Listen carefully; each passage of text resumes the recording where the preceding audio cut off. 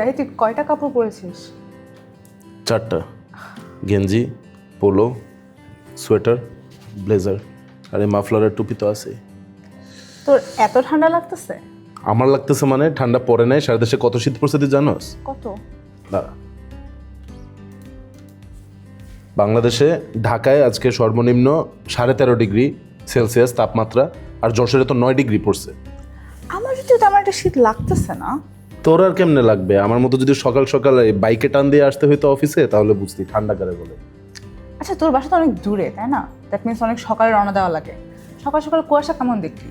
এই কয়েকদিন তো অনেক বেশি কুয়াশা পড়তেছে। হ্যাঁ, এই কুয়াশা আসলে একটা ব্যাপক ঝামেলা। 25 তারিখ থেকে 25 ডিসেম্বর থেকে মোটামুটি মানে এই যে হঠাৎ করে শীত বেড়ে গেছে, ওটার পর থেকে কুয়াশার দাপট চলতেছে। মানে ঠিক আছে ঝামেলা, বাট ভালোও তো লাগে তাই না? একটা অ্যাস্থেটিক ভাইব থাকে সকালবেলা। তুই আসিস তোর অ্যাস্থেটিক নিয়ে, এটার জন্য মহাসড়কে তোর অ্যাক্সিডেন্টের ঝুঁকি কত বাড়ে জানোস? আর গতকাল তো চাঁদপুরে 2টা লঞ্চের মধ্যে সংঘর্ষ হয়ে গেছে। শরীয়তপুর চাঁদপুর রুটের মধ্যে তোর মানে 6.5 ঘন্টার জন্য ফেরি চলাচল বন্ধ হয়েছিল।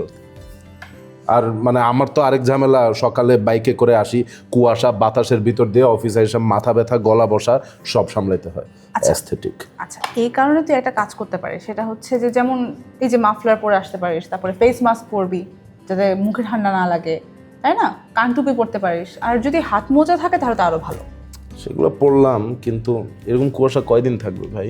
তা তো আর আমি বলতে পারবো না, কিন্তু আবহাওয়া অফিস বলছে যে আগামীকাল আজকের তুলনায় কুয়াশা একটু কম থাকবে। তাই? কিন্তু আবার সব জায়গায় না, ঢাকা, ময়মনসিংহ, ব্রাহ্মণবাড়িয়া এইসব জায়গায় আবার একই রকমই থাকবে। দূর। তারপর রাতে যেমন ঘন কুয়াশা থাকবে, সকালের দিকেও তেমনই ঘন কুয়াশা থাকবে। দূর। আবার দুপুর পর্যন্তও থাকতে পারে কুয়াশা। মানে এই কারণে আবার যান চলাচলে অনেক ধরনের সমস্যা হতে পারে, যে পথেই হোক না কেন, নদীপথ কিংবা সড়ক কিংবা বিমান, মানে প্রবলেম হতে পারে আর কি।